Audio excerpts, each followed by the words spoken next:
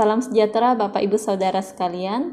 Hari ini kita akan merenungkan satu bagian firman Tuhan dari Markus pasalnya yang pertama ayat 12 sampai 13. Markus pasalnya yang pertama ayat 12 sampai 13. Saya akan bacakan. Segera sesudah itu, Roh memimpin dia ke padang gurun. Di padang gurun itu ia tinggal 40 hari lamanya, dicobai oleh iblis. Ia berada di sana di antara binatang-binatang liar dan malaikat-malaikat melayani dia.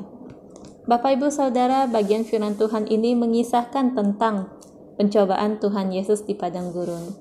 Kisah pencobaan Tuhan Yesus di padang gurun juga dicatat di dalam Injil Matius dan di dalam Injil Lukas. Bahkan di dalam kedua Injil itu, kisah ini dicatat dengan lebih lengkap. Di dalam kedua Injil itu kita diberitahu pencobaan-pencobaan seperti apa yang dialami oleh Tuhan Yesus. Kita juga diberitahu bahwa Tuhan Yesus menang atas pencobaan tersebut. Namun di dalam Injil Markus, kisah ini dicatat dengan lebih singkat, hanya 2 ayat saja. Kita diberitahu bahwa Tuhan Yesus dipimpin oleh Roh ke padang gurun. Di sana ia tinggal selama 40 hari dan dicobai oleh iblis. Bapak Ibu Saudara sekalian, walaupun catatan ini singkat, tapi ini menekankan satu hal, bahwa pencobaan Tuhan Yesus adalah sesuatu yang harus dilalui oleh Tuhan Yesus. Pencobaan adalah sesuatu yang harus dilalui oleh Tuhan Yesus. Hal ini berkaitan erat dengan peran Yesus sebagai imam besar.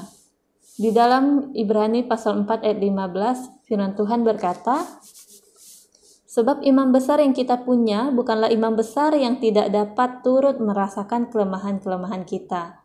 Sebaliknya sama dengan kita, ia telah dicobai hanya tidak berbuat dosa. Bagian firman Tuhan ini menyatakan bahwa Tuhan Yesus adalah imam besar. Mewakili manusia, ia mempersembahkan korban kepada Allah, dan korban itu adalah dirinya sendiri.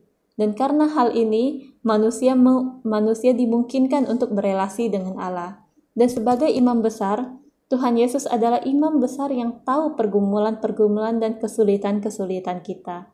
Karena ia pernah menghadapi semua itu. Ia juga bahkan pernah dicobai, tetapi ia menang atas pencobaan tersebut.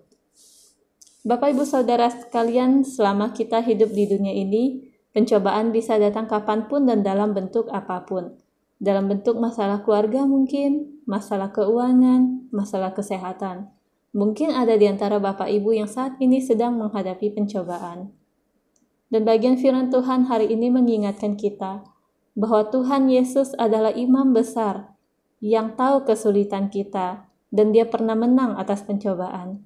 Ketika pencobaan datang dan terjadi di dalam hidup kita, mari kita bersama-sama mengarahkan pandangan kita pada Tuhan. Karena Tuhan tahu kesulitan kita dan dia akan menolong kita agar kita pun mampu menang atas pencobaan yang kita alami. Tuhan Yesus memberkati kita semua. Amin.